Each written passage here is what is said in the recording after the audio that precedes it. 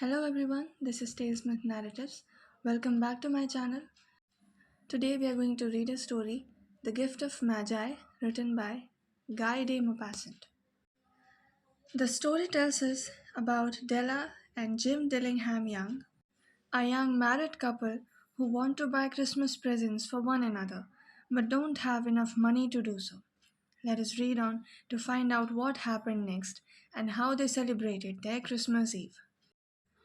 $1.87. That was all.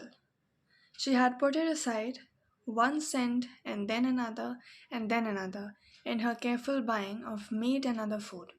Della counted it 3 times, $1.87, and the next day would be Christmas. There was nothing to do but fall on the bed and cry. So Della did it. While the lady of the home is slowly growing quieter, we can look at the house. Furnished rooms at a cost of $8 a week. There is little more to say about it. In the hall, below was a letter box too small to hold a letter. There was an electric bell, but it could not make a sound. Also, there was a name beside the door, Mr. James Dillingham Young. When the name was placed there, Mr. James Dillingham Young was being paid $30 a week. Now, when he was being paid only $20 a week, the name seemed too long and important.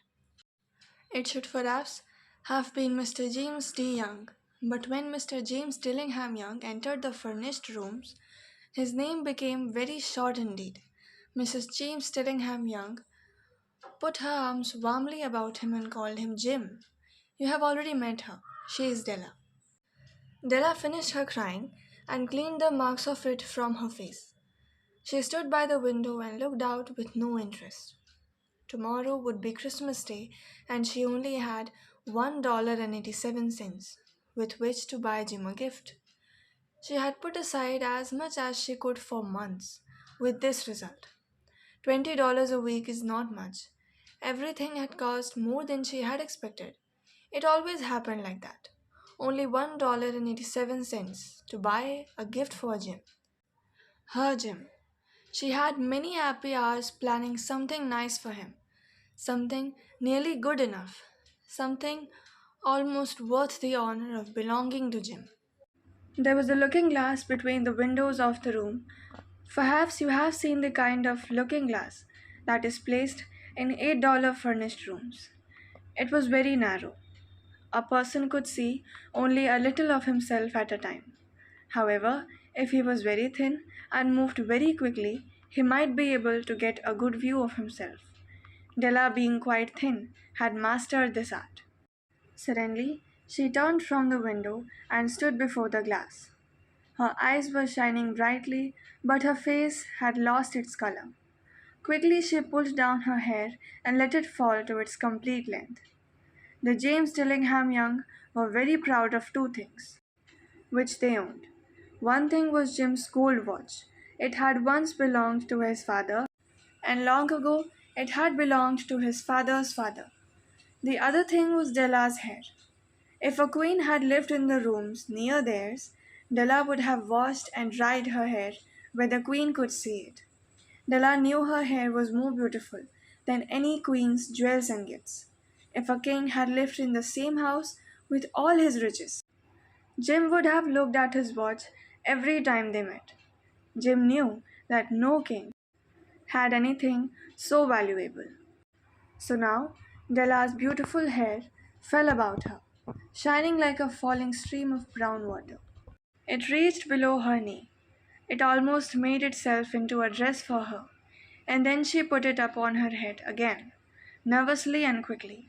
Once she stopped for a moment and stood still, while a tear or two ran down her face. She put on her old brown coat. She put on her old brown hat. With the bright light still in her eyes, she moved quickly out of the door and down to the street. Where she stopped, the sign said, Mrs. Safrany, hair articles of all kinds. Up to the second floor, Della ran and stopped to get her breath. Mrs. Safrany, large, too white, cold-eyed, looked at her. Will you buy my hair?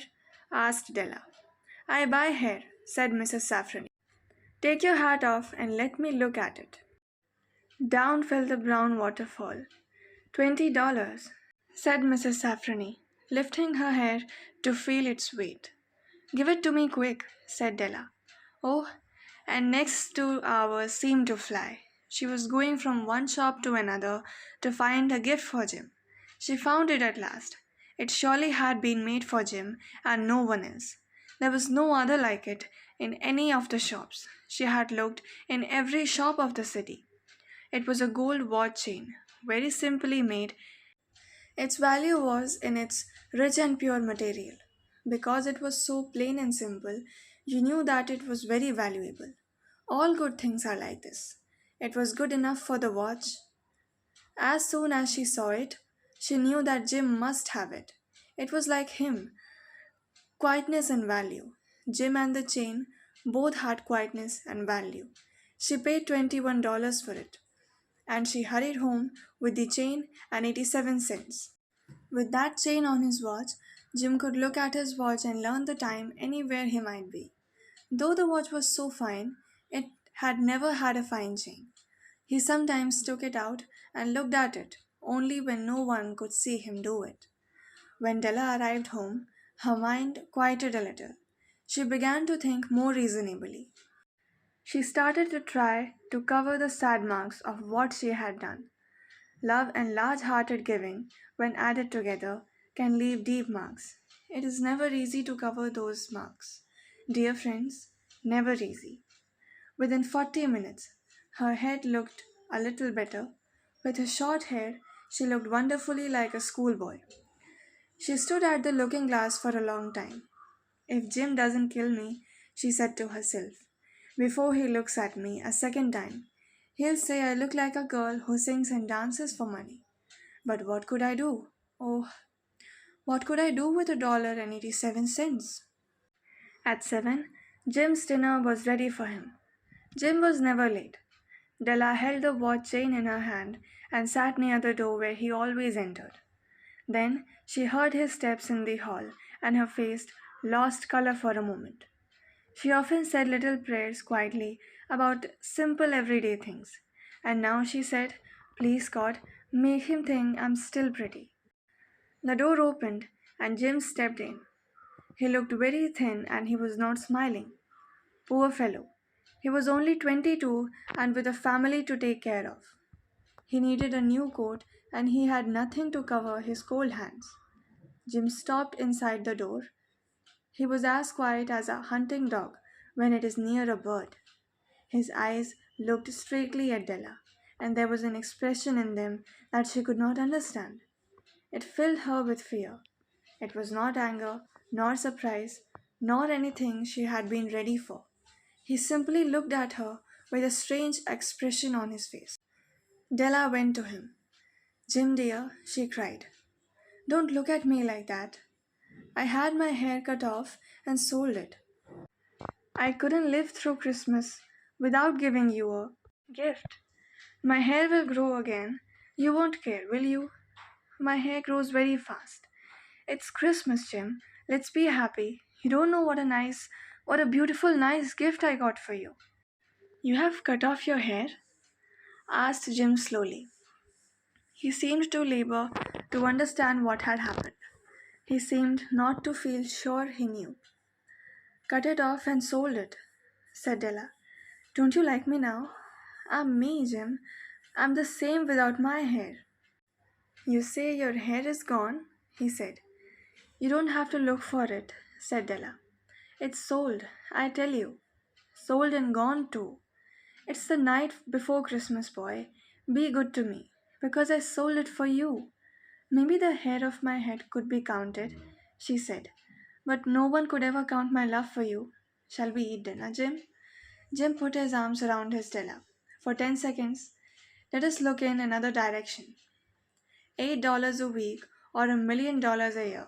How different are they? Someone may give you an answer, but it will be wrong.